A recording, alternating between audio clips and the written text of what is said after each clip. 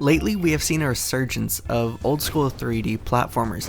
Many of them capitalize on the nostalgia of the genre, and this is exactly what Pumpkin Jack relies on. You play as Jack the Pumpkin Lord, and you are sent on a quest by the devil himself to fight an evil wizard. As you can already tell, this game doesn't take itself too seriously. It's full of jokes and little comedic moments that genuinely got a laugh from me on multiple occasions.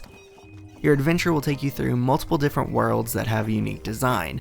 And that's all I really want to say about the story of Pumpkin Jack, because as always, I want to avoid as many spoilers as possible.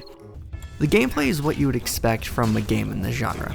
You navigate the levels by doing simple 3D platforming and will have to fight enemies along your way. Each world has its own actiony set piece gimmick as well as a mini-game puzzle environment thing.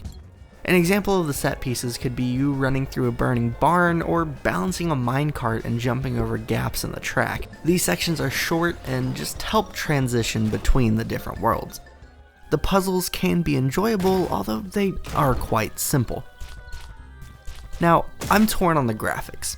I think they are really pretty, especially when you turn on NVIDIA RTX, because hey, I have an RTX card and this is one of the few RTX games. However, I feel like when you get into some intense combat situations, the cartoonish look can make everything feel like it's blending together.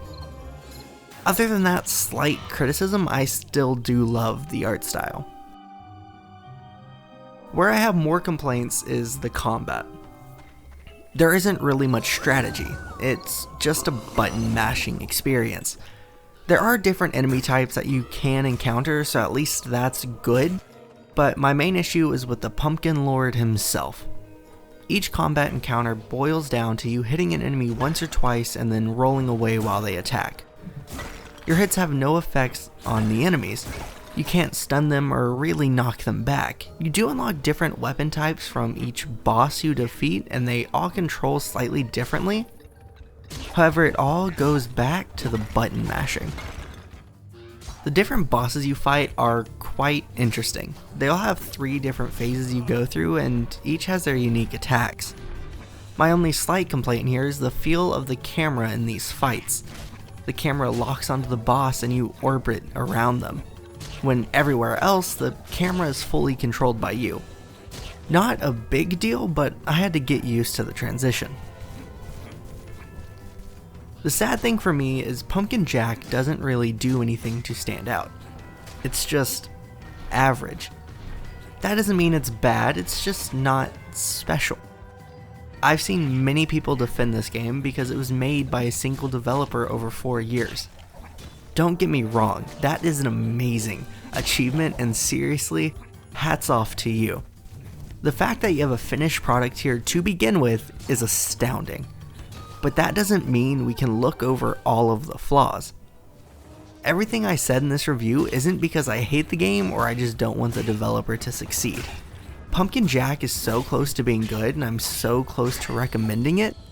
It's just the only issue is it falls short. However, I am truly looking forward to see what he does next. Now, rating it was by far the hardest part. After thinking it over, Pumpkin Jack gets a 6 out of 10.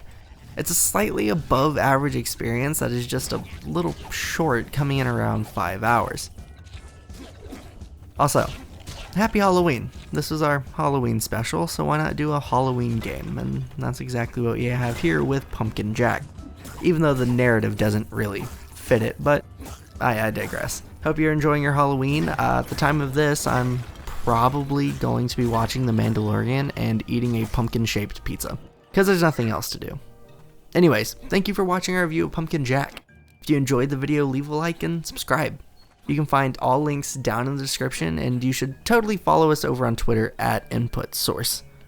Once again, thank you for watching, and we will see you in the next video.